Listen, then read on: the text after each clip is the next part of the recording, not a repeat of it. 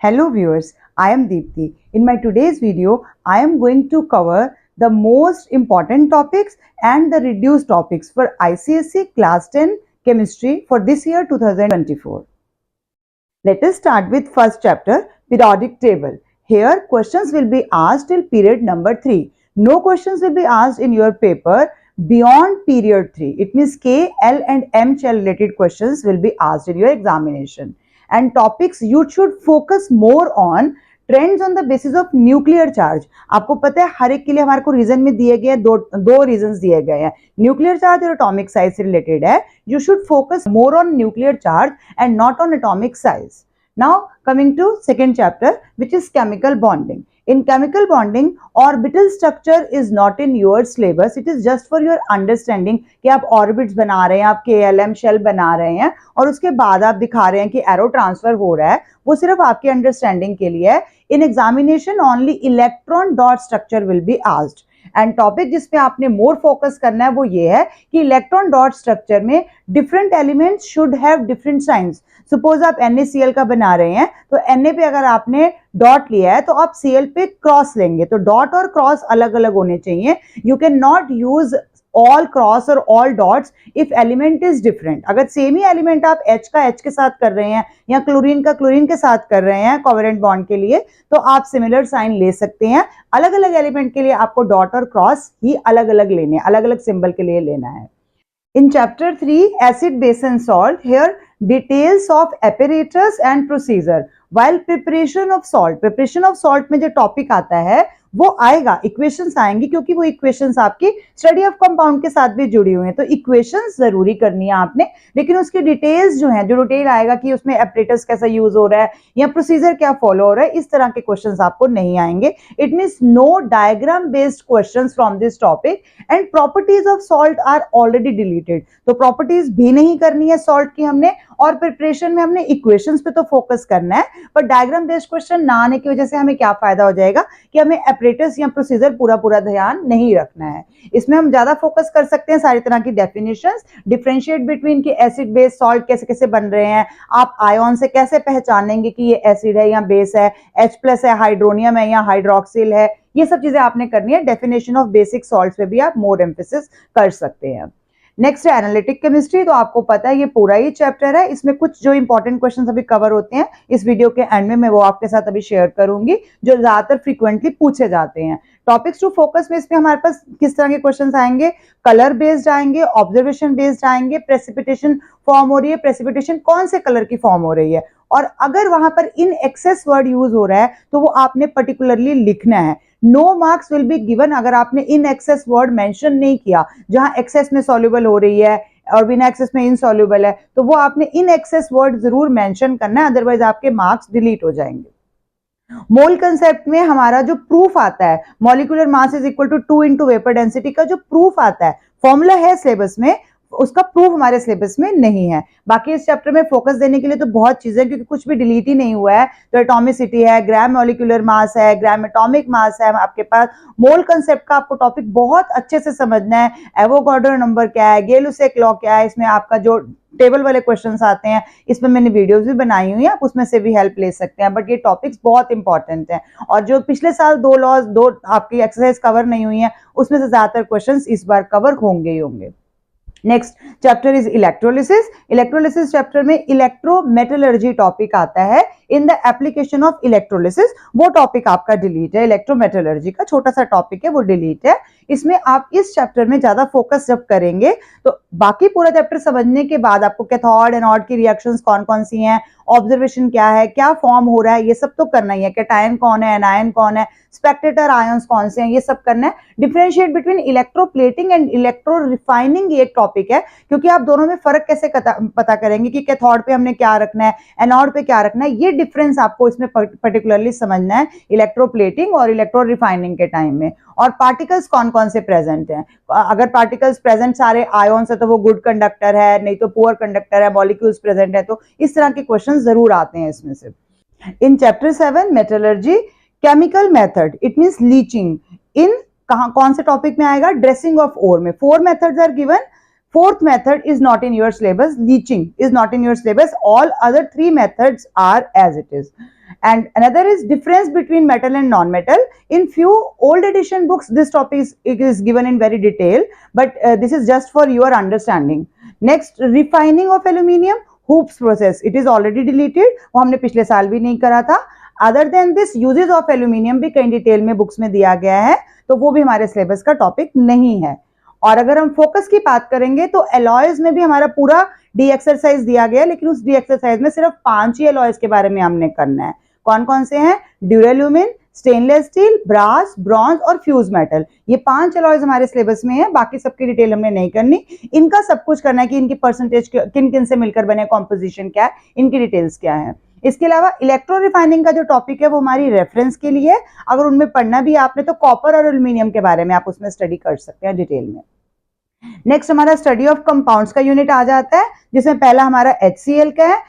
HCl में oxidation of hydrochloric acid, chemical properties heading के अंदर ये आपको टॉपिक मिलेगा. ऑक्सीडेशन ऑफ HCl ये टॉपिक नहीं है हमारे सिलेबस में. And formation of aqua regia, ये दोनों टॉपिक्स नहीं है सिलेबस में. इसके अलावा यूजेस ऑफ हाइड्रोक्लोरिक एसिड ये भी नहीं है. इसमें फोकस हमने किसमें करना है? जहां हम प्रिपरेशन की बात करेंगे, कंडीशंस क्या हैं, इसमें डायग्राम बेस्ड क्वेश्चंस भी आपको आ सकता है. प्रिकॉशन क्या यूज करनी है जब हम कलेक्शन कर रहे हैं उसकी गैस की, और इसमें फाउंटेन एक्सपेरिमेंट और उसमें ऑब्जर्वेशन क्या है, वो सब आपको अच्छे से डिटेल में करना है. Next is ammonia. All other uses of ammonia is in our syllabus. इसमें कंपाउंड्स में HCl के, नाइट्रिक एसिड के, सल्फ्यूरिक एसिड के, इन तीनों के यूजेस नहीं है. एसिड्स के यूजेस नहीं है हमारे सिलेबस में. सिर्फ अमोनिया के ही यूजेस आपने करने हैं. अमोनिया के यूजेस के अंदर एक सब टॉपिक है जो कि कुछ ही बुक्स के अंदर है, क्लींजिंग एजेंट के तौर पे. तो उस यूज में इक्वेशंस हमारे को मस्ट नहीं है, बाकी हमने यूजेस करने हैं. ऑल यूजेस ऑफ एल्यूमिनियम हमने करने हैं.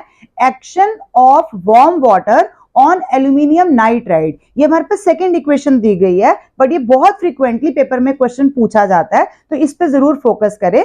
लेबोरेटरी प्रिपरेशन ऑफ अमोनिया में ये टॉपिक आता है. बाकी आपको पता है इसमें हेबर प्रोसेस भी आती है, उसकी कंडीशंस, उसकी क्या रिक्वायरमेंट्स हैं, कौन कौन से चीजें यूज हो रही है, वो सब हमने करना है उसके अंदर, डिटेल में करना है. बस सिर्फ एक इसके अंदर नहीं है जो आपको इक्वेशन इसके अंदर. बाकी अमोनिया का ऑलमोस्ट पूरा चैप्टर आपके सिलेबस में है और बहुत इंपॉर्टेंट है. अगर आपने स्पेसिमेन पेपर किया है तो आपने देखा होगा अमोनिया के बहुत सारे क्वेश्चंस हैं.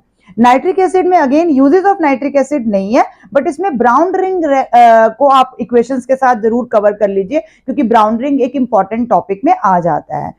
अदर देन दिस जो आपने फोकस करना है वो लेबोरेटरी प्रिपरेशन है. उसमें क्या कंडीशंस हैं, ऑस्टवाल्ड प्रोसेस है, उसमें क्या इक्वेशंस हैं, क्या कंडीशंस हैं, वो आपने पूरा टॉपिक अच्छे से कवर करना है. सिर्फ यूजेस ही कटे हुए हैं इनमें बेसिकली, और कुछ नहीं. और अमोनिया में तो यूजेस भी आ रहे हैं.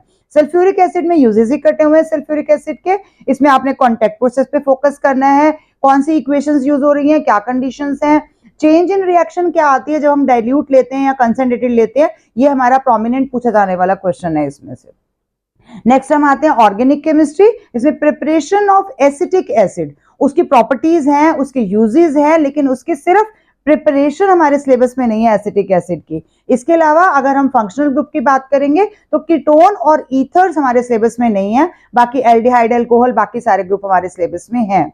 और अगर हम फोकस की बात करेंगे तो साइक्लिक कंपाउंड में सिर्फ बेंजीन हमने करना है, बाकी सारे नहीं है. तो साइक्लिक कंपाउंड में बेंजीन, जिसमें आप देखते हो ऑल्टरनेट पोजीशन पे डबल बॉन्ड आता है, सिर्फ वो स्ट्रक्चर आपने करना है. और कंपाउंड जितने भी पूछे जाएंगे आपको वो सिर्फ वन फंक्शनल ग्रुप के लिए पूछे जाएंगे, तो कोई ज्यादा कंफ्यूजन क्रिएट ही नहीं होगा. फंक्शनल ग्रुप को अच्छे से पढ़ लीजिए, क्योंकि ये आपका कंपल्सरी सेक्शन ए में 5 नंबर में आपका नोमेनक्लेचर आता है. अगर आपने कोई भी स्पेशल पेपर या पिछले साल का पेपर देखा है तो आपको इसका पता होगा कि इसमें आपको इनके नेम, आयुपेक नेम लिखने आने हैं, या फिर आपको स्ट्रक्चर ड्रॉ करना आएगा. और ये बहुत इंपॉर्टेंट क्वेश्चन है और इजी और इंटरेस्टिंग टॉपिक भी है हमारे पास. ये लास्ट चैप्टर आता है हमारा प्रैक्टिकल वर्क का. इसमें मैं कुछ भी नहीं कहूंगी कि रिड्यूस कुछ हुआ है, क्योंकि ये चैप्टर जो है ये हमारा एनालिटिक केमिस्ट्री के साथ भी जुड़ा हुआ है और स्टडी ऑफ कंपाउंड के साथ भी मेजरली जुड़ा हुआ है, एसोसिएटेड टॉपिक है. तो उसमें जो भी क्वेश्चंस आते हैं जो हमारे colour, observation, precipitation based questions है, वो सारे इस चैप्टर के अंदर लिंक्ड हैं. मोरोवर आपको अगर सेक्शन ए में पता हो तो आइडेंटिफिकेशन बेस्ड क्वेश्चंस आते हैं कि आइडेंटिफाई द कैटायन और आइडेंटिफाई द एनायन और sometimes identify the ion only. तो आपने खुद आइडेंटिफाई करके बताना है कि ये गैस है तो ये बन रहा है, ये है तो ये है. इसमें आइडेंटिफिकेशन और ऑब्जर्वेशन बेस्ड क्वेश्चंस हमारे पेपर में हमारे को सेंटम स्कोर करने में बहुत हेल्प करते हैं. एनालिटिक केमिस्ट्री में मैंने पूरी वीडियो भी बनाई हुई है, तो आप वहां से भी हेल्प ले सकते हैं. उसमें से बहुत सारे क्वेश्चन हमारे अभी फाइनल पेपर में भी कवर हुए थे, जो इस साल पेपर आया था आपको 2023 मार्च में जो हुआ था। Few more points I want to discuss with you. First, in electron dot structure, do not show an arrow. जब भी आप इलेक्ट्रॉन डॉट स्ट्रक्चर बनाएंगे तो आपने साइंस ले लिए, तो उसके बाद आप कोई एरो फाइनल स्ट्रक्चर में नहीं लेंगे। सेकेंड, इन कोऑर्डिनेट बॉन्ड में जो साइन है on the whole structure after bracket is must. जैसे NH4 है, ऊपर प्लस जरूर आएगा, OH है तो माइनस जरूर आएगा, हाइड्रोनियम लिया है तो भी प्लस जरूर आएगा। तो ये हमने प्लस और माइनस का साइन अगर ब्रैकेट के ऊपर मिस कर दिया तो हमारे मार्क्स रिड्यूस हो सकते हैं। तो प्लीज इस पे फोकस रखना है कि कोऑर्डिनेट बॉन्ड में हमने साइन ब्रैकेट के बाहर जरूर लेना है ऊपर। थर्ड पॉइंट इज आपका, जहां पेपर में आपको आता है इंक्रीजिंग ऑर्डर में लगाइए, डिक्रीजिंग ऑर्डर में लगाइए। ये क्वेश्चन ज्यादातर हमारा फर्स्ट चैप्टर से रिलेटेड आता है कि पीरियोडिक ट्रेंड में आपका मेटेलिक कैरेक्टर या नॉन मेटेलिक कैरेक्टर या इलेक्ट्रोनेगेटिविटी कहाँ डिक्रीज हो रही है, कहाँ इंक्रीज हो रही है। तो इसमें अगर आपको कंफ्यूजन है तो आप ग्रेटर देन या लेस देन का साइन नहीं लगाइए, क्योंकि अगर आपने इक्वेशन ठीक लिखी, मतलब एलिमेंट्स ठीक लिखे हैं लेकिन साइन गलत लगा दी तो आपके नंबर कट जाएंगे। तो इससे बचने का सीधा सा मेथड है कि आप बीच में सिर्फ कॉमा लगाइए। आप कॉमा लगा दीजिए, आपको ट्रेंड पता है और आप कॉमा लगा के उनको डिफरेंट मतलब अलग अलग लिख सकते हैं एलिमेंट्स को। बीच में आप इक्वल टू या लेस देन का साइन नहीं लगाइए तो बेटर रहेगा, ग्रेटर देन या लेस देन का साइन अवॉइड कीजिए। नेक्स्ट पॉइंट इज आपका, मैंने बताया था इस चैप्टर में एनालिटिक केमिस्ट्री में मैं आपको कवर करूंगी एक्शन ऑफ अमोनियम हाइड्रोक्साइड। किसके साथ आता है? ज्यादातर ये क्वेश्चन आता है अमोनियम हाइड्रोक्साइड का कॉपर के साथ, और दूसरा इसमें NaOH सोडियम हाइड्रोक्साइड का ऑन अमोनियम सॉल्ट के ऊपर। ये ज्यादातर क्वेश्चंस जितने भी इस चैप्टर से आएंगे उनमें यही थीम आप देखेंगे, तो ये आप बहुत अच्छे से कर लीजिए। वैसे भी 2 ही टेबल है इस चैप्टर में, तो आपको ये अच्छे से करना ही है, क्योंकि ये चैप्टर छोटा होने के बावजूद भी बहुत सारे कवर करता है आपके मार्क्स। अगर आपने मेरी मार्क्स डिस्ट्रीब्यूशन की वीडियो देखी है तो आपने देखा होगा कि ये चैप्टर भी कवर कर रहा है अच्छे खासे मार्क्स। नेक्स्ट पॉइंट इज, जहां पर भी डिफरेंशिएट बिटवीन क्वेश्चंस आते हैं should only be observation based. अगर कोई भी डिफरेंस पूछा गया है तो वो आपने ऑब्जर्वेशन पे देना है। वहां पर अगर आप रिएक्शन लिख देंगे तो reaction is not acceptable, means reaction के मार्क्स आपको नहीं मिलेंगे, आपको ऑब्जर्वेशन में ही उनका डिफरेंस देना है। Next is for identification questions के लिए चार्ज और name of the ion is mandatory. आप उसके ऊपर चार्ज जरूर लगाइए। जैसे मान लीजिए हमारा क्लोराइड हुआ है तो क्लोराइड माइनस है तो क्लोराइड आयन आप पूरा वर्ड लिखेंगे, या एनायन या केटायन, जैसे मैंने अभी मेंशन किया था। ये आप मेरी वीडियो से रेफरेंस ले सकते हैं। तो आइडेंटिफिकेशन क्वेश्चंस में हमारे बहुत अच्छे मार्क्स छिपे हुए हैं, वो आपको लेने हैं, तो आपको ये सब अच्छे से करना पड़ेगा। One more thing I want to emphasize is whenever test is asked, मतलब कोई भी डिस्टिंग्विश बिटवीन क्वेश्चन आया कि टेस्ट करके बताइए कि क्या है, तो यहाँ पर ऑलवेज अवॉइड फिजिकल टेस्ट कि हमने लिटमस पेपर से कर लिया, फिनोप्थेलिन से कर लिया, इंडिकेटर से कर लिया। No, all these are physical test. आपको क्या करना है? केमिकल टेस्ट को ही शो करना है। केमिकल टेस्ट के द्वारा ही आपने वो डिस्टिंग्विश बिटवीन देना है, यानी कि टेस्ट देना है, तभी आपको पूरे मार्क्स मिल पाएंगे। ये सारे पॉइंट्स मैंने पिछले साल के टिप्स एंड ट्रिक्स वाले वीडियो में शेयर किए गए हैं। आप अगर चाहते हैं तो आप वो भी रेफरेंस के लिए वीडियो देख सकते हैं, क्योंकि उसमें एक एक टॉपिक पूरे चैप्टर्स मैंने डिटेल में कवर किया है। ये तो मैंने आपको ब्रीफिंग दी है। अगर कहीं भी और डाउट है तो आप वो पिछले साल की वीडियो देख सकते हैं, क्योंकि उसमें एक एक टॉपिक डिटेल में आया हुआ है। Next point is practice diagram based questions and application based questions, क्योंकि इस बार आपको पता ही है CISC ने ये ट्रेंड बनाया ही है कि आपको इस तरह के क्वेश्चन ज्यादा आएंगे जिसमें एप्लीकेशन बेस्ड होगी। अगर आपने इस बार का स्पेशल पेपर मेरा वीडियो देखा है या किसी का भी वीडियो देखा है या पेपर देखा है, तो आपने देखा होगा कि आपको जो बिल्कुल सिंपल सा आप करते थे फाउंटेन एक्सपेरिमेंट, उसको भी उन्होंने थोड़ा सा ट्विस्ट करके क्वेश्चन को डाला है। तो ऐसे ट्विस्टेड क्वेश्चंस आप एक्सपेक्ट करेंगे साइंस के पेपर में, आपके काफी ज्यादा क्वेश्चंस आएंगे ट्विस्टेड वाले। तो उसके लिए आपको उसके बारे में पूरी नॉलेज होनी चाहिए टॉपिक के बारे में, तभी आप अच्छे से उसके मार्क्स स्कोर कर पाएंगे।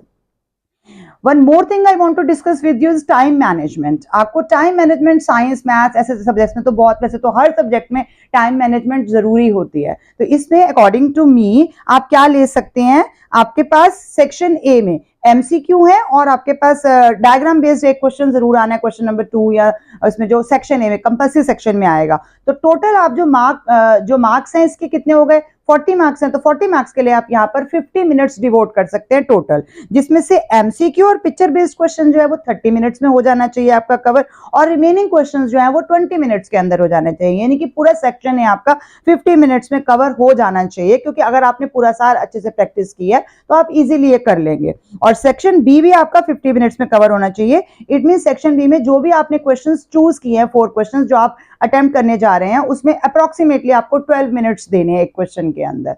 तो अगर आप इस तरह से टाइम मैनेजमेंट करेंगे तो you are left with sufficient time to revise your paper also, और अगर कोई गलती रह गई होगी तो आप उसको भी कवर अप कर लेंगे और इससे आपका स्कोर सेंटम ना से तो 90+ तो पक्का इजीली चला जाएगा।